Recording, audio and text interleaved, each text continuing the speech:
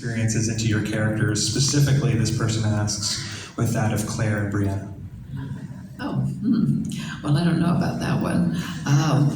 People always ask, how much of you is Claire, which the official answer is 37.4%. The follow-up to that is my answer to a gang of fans who take me out to tea every now and again and pick my brains about what I'm doing and all that. On one of these occasions, they got started on the character of Blackjack Randall. They're going, "Oh, this man is so loathsome, he's disgusting, he makes my skin crawl." And I'm sitting there sipping my Earl Grey and thinking, you have no idea you're talking to Blackjack Randall, do you? They're all me. Who else would they be? And Gilly, for you from Tanya here, they say, I have learned to play a few lesser chosen instruments in my day. If you could learn an instrument to play anywhere from around the world, what would it be? Well, yeah, there are. This is my big confession that I have to make. I'd have to say it wasn't my hair in Thriller. But the other big confession I have is that I can't play the harp. I can, and there's a few gasps. That is how I'm afraid how TV works sometimes. But I do play the bagpipes, but I can't sing and play the bagpipes at the same time. But I suppose it would be the harp or the clarinet that I would play. But there's a good reason why I can't play the harp or the clarinet. And of course, in the 18th century, 17th century, 16th century, 18th century, if you were a clan chief worth anything, you'd have a bard and you'd have someone playing the harp. Of course, after Culloden and the land's been taken away from the clan chiefs and so on, if they were on the wrong side, there was nobody to pay the bards or the harp players, so many of them went to the New World, to the Americas, even back to Ireland, and so on. So in Scotland for over 200 years there was no harp tradition. So when it was revived in the 20th century and came back in the 60s, 70s with the folk revival, but early 80s Scotland was maybe not quite as enlightened as it is now. If you were a boy, you had to learn the bagpipes. And if you were a girl, you could learn the harp or the clarinet. But you wasn't the other way around. So there are very few male harp players now, certainly of my age. So they got somebody over from Ireland who played the harp. So he was playing the harp and I was singing, so it was my voice. So for me, in lockdown, what I should have done was learn the harp. Lovely. Just one tiny thing there about male harp players and so forth. There's a cruise company called Avalon Waterways that occasionally invites my husband and me to go as, sort of unofficial hosts of a cruise. And they stop along the way and will frequently pick up performers from the stop there and have an evening's entertainment. Well, on the last one we went to, they had a lovely duo. A woman who played the pipes, was the smaller pipes, not the large bagpipes, and her companion was a man who played a full-sized harp, and it was a jazz harp, and I've never heard anything better, but it was very cool. On the other hand, he was a Czechoslovakian, so they were more enlightened, always. She was Scottish. All three of them are funny, but she's right. Duncan, this one's for you from Bonnie. Of all the different types of scenes that you've filmed in Outlander, what is your favorite to act? Is it an emotional scene? Is it action scenes? Is it more of the humorous scenes? Which is your favorite? Ooh, that's a difficult one, because they're favourites in different ways, I suppose. I suppose the most gratifying are the emotional ones, especially the ones I got to do with Maria, just because I like scenes where it's just kind of two of you in the scene. You get to spend a lot more time kind of on the intensity of it.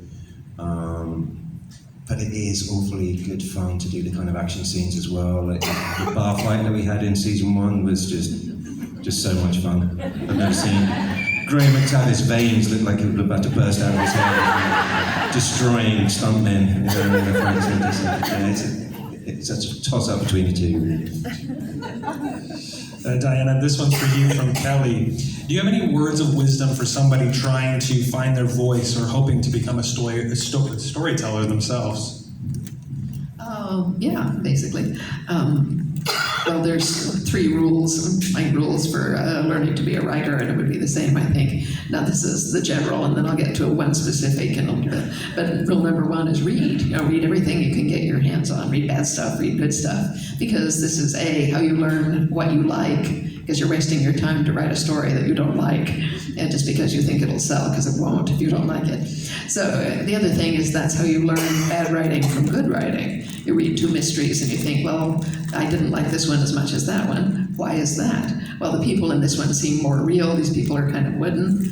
Why is that? Well, I think it's the way these people talk. They talk more like real people do, and these people don't. And you say, well, what are these people doing that's more like real people? And short sentences, and interjection words, and so forth. Well then, and so forth, rather than, no, I'm going over here because I knew this person 12 years ago, and you don't guess on like that. So immediately, the first rule of dialogue: keep your stuff short, and make it sound realistic. The other thing is, don't ever tell the audience anything until they really need to know it. Okay, but the second rule is, linking to the other, write, because nothing will teach you to write except the act of putting words on paper, which is at the same time immensely reassuring and utterly terrifying, because it's you and the page. That's all it'll ever be. So read, write, and the third one is the most important: don't stop. Because this is what keeps people from finishing their books. They get halfway down the page and say, oh, this is no good, obviously I'm not going to be a writer. They throw it away and they don't come back. Well, don't do that. Keep coming back. No matter how bad you think it is, it's going to get better. Okay, but more to your point, how do you learn to tell stories? A story requires basically 2, maybe 3 elements. First one is the situation. Where are you? What's going on? Well, the first one is really the character, but you can't do it without a situation for the character to be in. So you have an interesting situation in which you have an interesting character. And that's all you need for a story. But the next question is motivation. What does this character want? Because that's going to drive the whole story.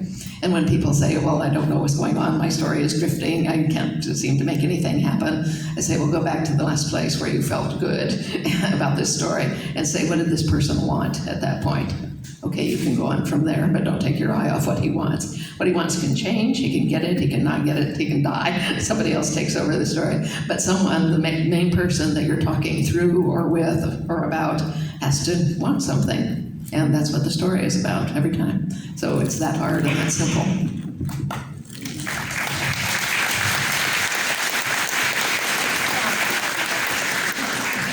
And this is another one for you, Diana, from Vanessa.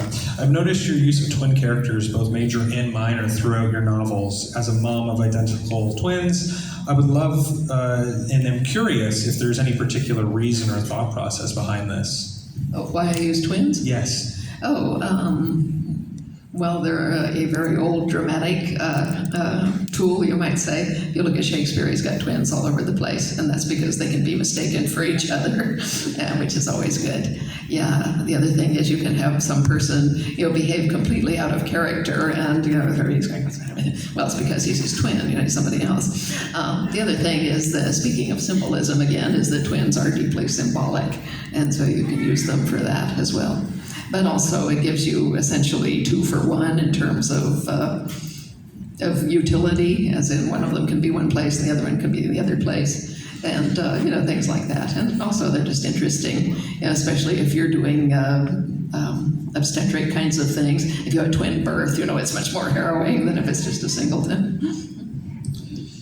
Duncan, for you, we have a few questions here about battle scenes and stunt work in general. Firstly, do you enjoy doing that type of work? And is there any particular scene that is memorable for you? I know we talked earlier about horseback riding a little bit, but do you enjoy doing the work, and any memorable moment or the most memorable moment for you from working? Very few, really. Yeah, I do enjoy doing it. We have some great stunt coordinators. A guy called Mo that comes in, and just the way he talks is so violent. He demonstrates with the stuntmen. Don't worry about it. They love it, and he just starts smashing them to pieces in front of us. They love do that. Kick him around here, and that's kind of. So yeah, the bar fight scene was probably the one the most memorable because. I think we only did one rehearsal, and for some reason, all the producers came down. Ron came down to watch the scene. And I think that kind of lifted it. We got a bit carried away because Stephen Waters is the first one to kick off the fight. And then he went a bit nuts. They were looking at the monitors and he's almost biting someone's ear off. What was going on? Then I grabbed someone with Graham and he's just gone completely nuts. His head had turned purple and we rammed this guy so hard into the wall head first. I was just like, I think he might be dead. I kicked one of them. I was meant to kick him in the nether region, so I kicked him so hard his protective thing split in two. So we literally just destroyed these stuntmen, and then like the whole crew gave us a round of applause at the end, and we did it in one take. So it was just that year.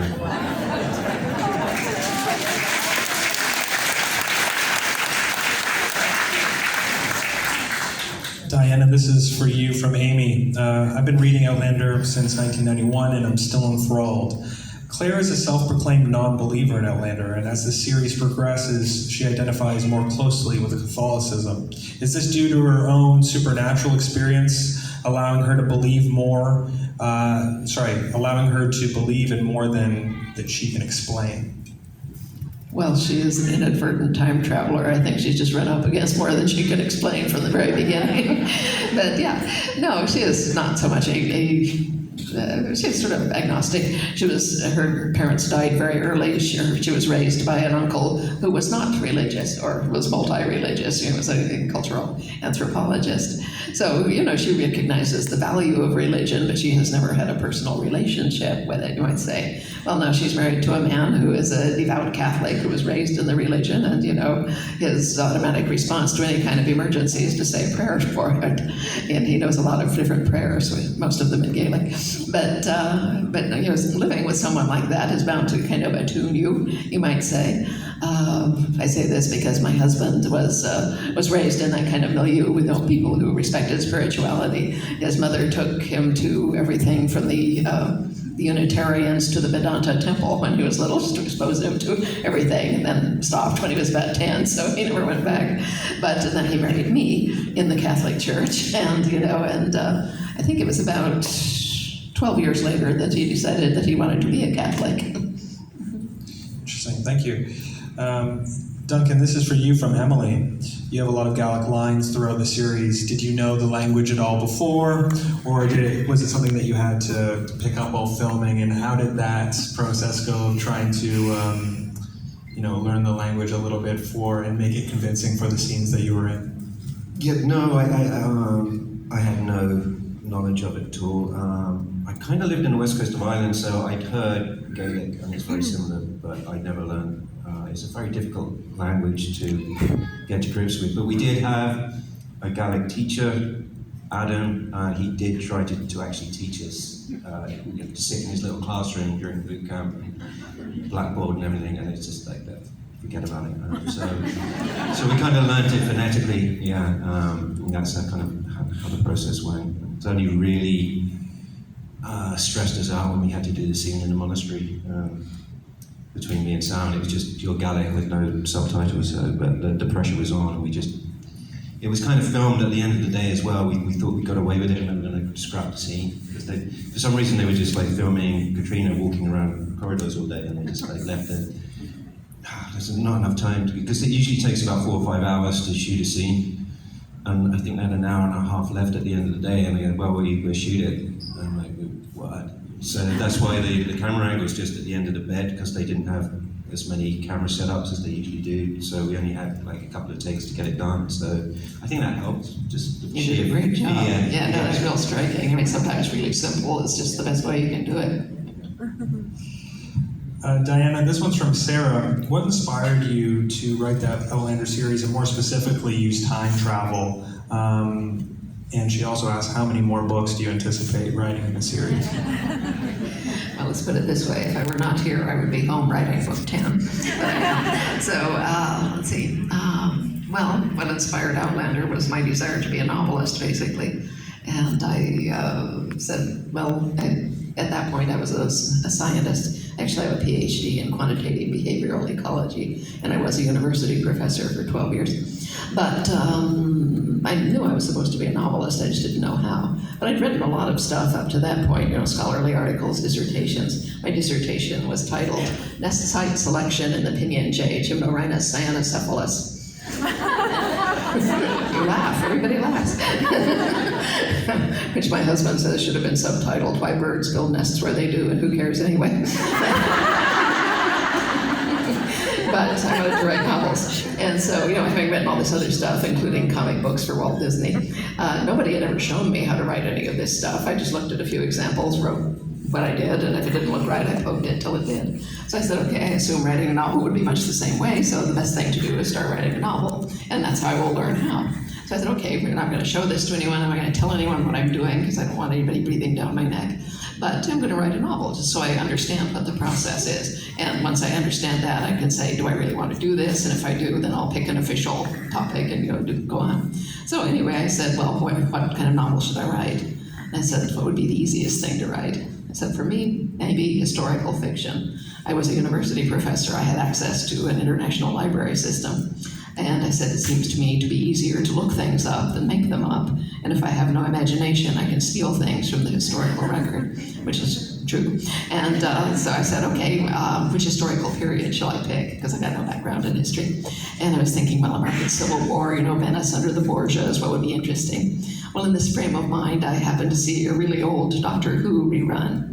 And some of you may or may not know Doctor Who. The people giggling do. But it's a really old, really long-running TV show made in the UK. And the thesis is that the Doctor of the title is a Time Lord from the planet Gallifrey who travels through space and time having adventures. And along the way, he picks up companions from different periods of Earth's history. Well, in this very old show, he had picked up a young Scotsman from 1745. This was a young man who appeared in his kilt, and I was thinking, well, that's kind of fetching. And I found myself still thinking about this the next day in church. And I said, I don't claim divine revelation, but I was in church. And I said, okay, you want to write a book? It doesn't really matter. You've got to start somewhere. Why not? Scotland, 18th century. So that's where I began, with knowing nothing about Scotland or the 18th century. No plot, no outline, and no characters other than the man in a kilt. So that's where I started. So the man in a kilt. I say character. I say situation, Scotland. And where it is the most fraught situation in Scotland was the Jacobite rebellion that ended in 1746. And so that's essentially where I started. Okay, well, I was just sort of scribbling along for the first couple of days and doing, quick research and so forth, and just practicing putting down fiction for a start. But then on the third day, I was thinking, well, I must have a lot of Scotsmen because of the kilt factor, but I think I should have at least one female to play off these guys, and we'll have sexual tension. That's good. That's conflict. I said, so okay, given that it is the Jacobite rebellion, this is Scots versus English. That's what I knew then. I said, so if I make her an English woman, we will have lots of conflict. So the third day of writing, I made this English woman, and when I say made her, I wrote English woman on the page. Anyway, I loosed her into a cottage full of Scotsmen, and just to see what she'd do. Well, she walks in, and they're all muttering to each other around this fire, and they turn and look at her. I'm thinking, why do they look so surprised? Is there something wrong with her? Anyway, she walks forward a little, a gentleman gets up, and he says, my name's Dougal Mackenzie, and who may you be?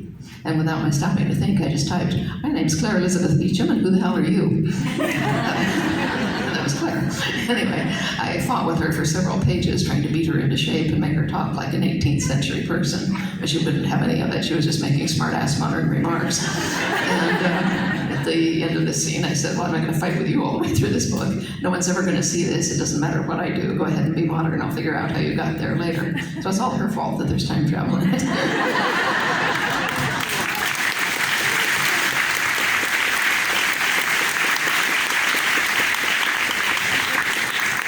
Now, Diana, the series is really, truly one of a kind. There's really nothing like it. Were there challenges when it came time to go and find a publisher? He's been reading Chris. What were some of those challenges like, if there were any? Put in. No, weirdly enough, there weren't. No. What happened was that Because I owing to the indicated other I got side an of my career, email the and you scientific could side and so forth, submit I the had question. developed this weird expertise in scientific technology for computers, which was the early 1980s when there were barely computers in universities, not in offices at all. But owing to my husband's career, I happen to know quite a lot about personal computers and so forth. Anyway, so I ended up being a journalist for the computer press as well as a university professor. And in the course of that, I acquired a temporary membership to CompuServe. This was before the internet. There actually was a time before the internet. And we had 3 information services which were evolved out of DARPANet, which is an early military application. But we had Genie, Delphi, and CompuServe. And a few of you are probably old enough to remember one or the other of those. Well, anyway, I ended up with CompuServe and stumbled over this group in there called the Literary Forum. Who were just people who liked books. You know, there were some writers there, beginning and intermediate, well established, but just people who liked books, people who liked reading, talking about books. It was like a 24-hour literary cocktail party. And for someone with 2 full-time jobs and 3 small children under the age of 6, it was the ideal social life. So I hung around there quite a bit. Well, when I began writing my practice novel, I was not going to tell these people what I was doing, because I had seen a number of people there talking about what they were planning to do, and that's all they ever did was talk about it. You know, they never wrote anything, and they'd be going for years and never have written a word. Oh, well, I haven't finished doing my research and so forth. And I thought, well, okay, I'm not going to do this. A, I'm not going to tell anyone what I'm doing, and B, I'm not going to do all the research first, because obviously there's no end to it, which is a really good way to delay writing your book. So I didn't, but one night I was working late and having a back and forth argument with a gentleman who, about what it feels like to be pregnant. And he said, oh, I know what that's like. My wife's had 3 children. And I laughed. And I said, yeah, Buster, I've had 3 children. And he said, well, can you tell me what it's like to be pregnant then? I said, I can, yes, but it's kind of complex. I tell you what, I have this little piece that I wrote 3 or 4 months ago in which a young woman tells her brother in detail what it's like to be pregnant. I'll put it in the library here and you can read it. So I did. And everyone who'd been following the argument went and read this piece. And they came rushing back and they said, this is great, what is it? I said, I don't know. And they said, well, where's the beginning? I said, I haven't written that yet. And they said, well, put up some more of this. This is fascinating. And so, as I say, I don't write in a straight line, but whenever I had a little piece that I thought would stand more or less alone, I would put it up for them every 2 or 3 months. Well, they got more and more interested in it, and people began talking to me about it. And anyway, by the time I was getting close to actually finishing a manuscript, well, I was only about halfway through. But anyway, at this particular point, a man that I knew from Lit Forum, who was a published author, wrote to me and he said, I know you're almost ready to look for an agent, because I'd been asking people, you know, how do you find agents and all that. And he said, you know, my agent is Perry Knowlton, who I knew about because other people had talked about him. And he said, you know, I'd be happy to recommend you to Perry if you'd like that. I said, that would be really nice, John. Well, I was afraid that John would leave CompuServe or be run over by a bus before I finished the book, so I said, yeah, go ahead, ask him. And so he sent Perry a note saying that, you know, he thought I was worth looking at. I followed that with my own very short query letter. It said, Dear Mr. Knowlton, I've been writing and selling my own nonfiction for several years now, but now that I'm writing fiction, I understand that I need a good agent. You've been recommended to me by John and you know, Judy and Carolyn and all these people that I knew from the Lit Forum were his agents or his clients, all of whom think you walk on water. I said, I have this very long historical novel. That's all I said about it. It was a very long historical novel. I don't want to waste your time. Would you be willing to read excerpts from it? I didn't tell him excerpts were all I had. But he was very kind. He called me, giving me a heart attack, and said, yes, he'd be happy to read my excerpts. So I hastily printed off all my best excerpts with a 15-page summary of what I thought the story was going to be about. It ended up not being quite about that, but close. And mind you, this kind of summary is supposed to be 1 page, 2 at the most. Anyway, it was single-spaced too, and not double-spaced. Anyway, I sent him this pile of stuff, and he took me on the basis of an unfinished first novel with a completely improbable premise and character. But he did take me on. I finished the book about 6 months later, sent him the whole thing. He sent it to 5 editors who he thought might like it, and within 4 days, 3 of them had called back with offers to buy it. So he negotiated amongst them.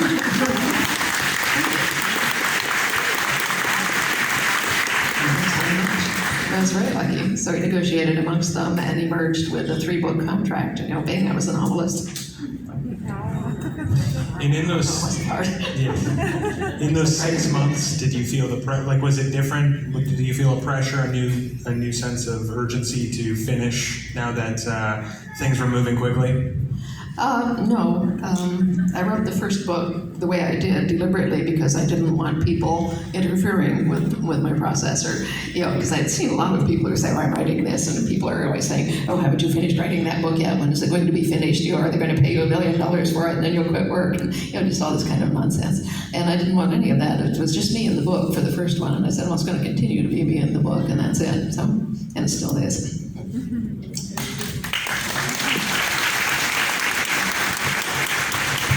Mind you, this is very hard on the publishers who kind of like deadlines and things like that, and they start pulling their hair out. They think they'd learn after a while, but no. Duncan, this one's for you. Obviously, you played for 6 years, Murtaugh, on the TV show, but with your background in theater, if you were to approach the character in theater as opposed to television, would your approach be different at all, and or would it be the same? Well, one, someone would have to adapt Outlander into a play. Yes. It would be quite an epic. People would be in the theatre for 2 days, I think. I guess there will be more pressure doing it as a play because you kind of have to make all the decisions in the rehearsal process and then be ready to be able to do the whole performance, whereas I was very lucky that I kind of got broken gently in the show. That a place in the end they make like Euro wedding episode that I got a decent scene. So my initial nerves and kind of feeling out the characters were being done without too much pressure to deliver a scene. So off the door. You got yeah, I'd imagine it'd be a really difficult. and it's right on this side at the end on the right, and I'll take you. So I'd say you would have to have made all the decisions at once within 4 or 5 weeks in the theatre. I think that would have been too rushed. Interesting, thank you. Gilly, this one's for you from Suzette. Welcome back, first of all, she says, and any chance we'll see you in Outlander again? Ooh. Well, I keep, I think I said to Diana backstage, it would be great if Gwilyn was the ghost. But that's probably the best way of bringing back. Well, it's been absolutely fantastic having been back. I'm actually now back as the gala coach, taking over from Ivan as the gala coach, so I'm back on set.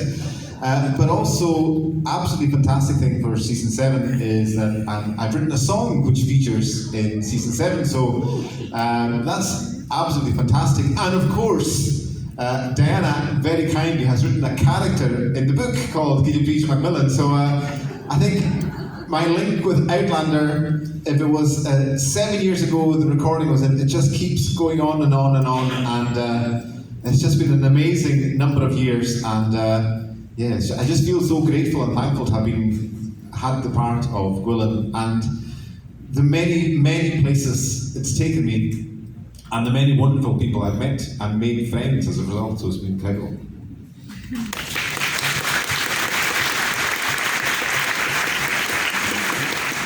And one last question here. This is from Carol for you, Diana. Did modern female historians like Rosalind Mitchell influence your research on timelines for Outlander, especially the strong female characters? No, I never read stuff like that.